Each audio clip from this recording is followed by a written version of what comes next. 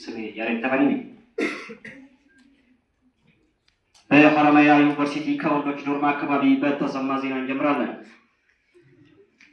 የገዛ ጓደኛውን ሎከር ከፍቶ በሰው በጥብጦ ሲጠጣ የተደረሰበት ተከሳሽ በጓደኞቹ ተይዞ በእስራት ተቀጣ። ተበዳይ እንደተናገረው ከሆነ እናቴ መስዋዕትነት ከፍላ ያዘጋጀችልኝን በሶ እሱ በድፍረትና በማናለብኝነት ጠጥቶብኛል ሲል ተደምጧል። ተበዳይ አክሎም እሱ ብቻ አይደለም 2 ማንኪያ ማርም ልሶብኛል ሲል ብዙዎችን አሳዝኗል። ወደ ዓለም አቀፉ ዜና እናልፋለን። 5 ዓመትን የተሻገረውና ዛሬም ቢሆን ዓለማችን ታላቅ ውጥረት እንድታጣጥም ተገዳለች የተባለለት ሩሲያና ዩክሬን ጦርነት ዛሬም እንደቀጠለ ነው።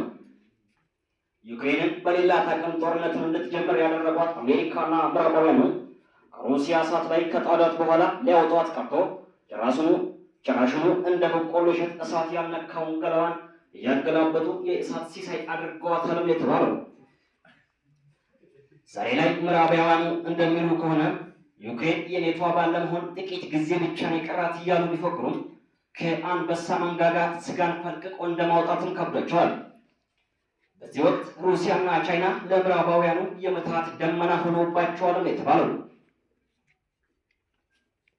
ይህም የተባለው የሁለቱ ሀገራት መሪዎች የአሜሪካን ጠንካራ ጥርስ አውልቀው በድድ ብቻ ለማስቀረት መማከራቸው ተሰምቷል። መማከራቸውን አስመልክቶ ነው። የሩሲያ ፕሬዝዳንት ቭላዲሚር ፑቲን እንዳሉት ከሆነ ሩሲያ መቼም ቢሆን ቀኝን ሲመታህ ግራን ስጥ የሚል አሰራር አትከተልም እና አሜሪካም አለኝ የምትለው ደዳራ ጡንቻዋን እናይላታለን፣ ፈቅዳ ከመጣች የእጇንም ታገኛለች ሲሉ ተደምጠዋል።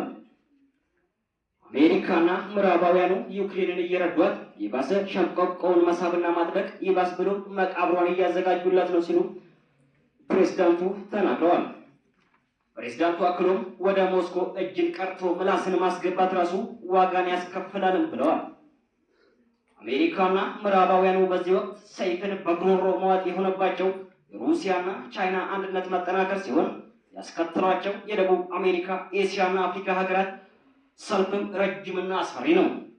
በዚህ ላይ ሰሞኑን ሞስኮ ውስጥ ተገናኝተው የዶለቱት የሩሲያና ቻይና መከላከያ ሚኒስትሮች የጦር ኃይላቸውን ለማስፋት እና ለማጠናከር መማማላቸው ለምዕራባውያኑም ሆነ አሜሪካና ወዳጆቿ የሞት ዕዳ ነው የሆነባቸው።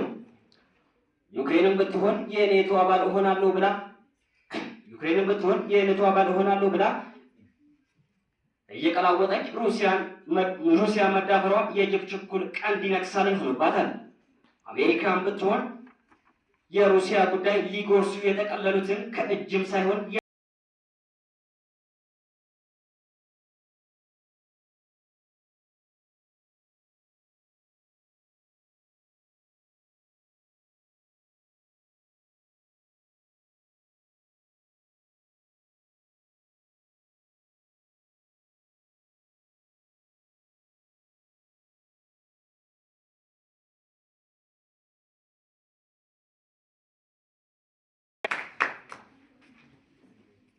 የዜናው ሊቃችን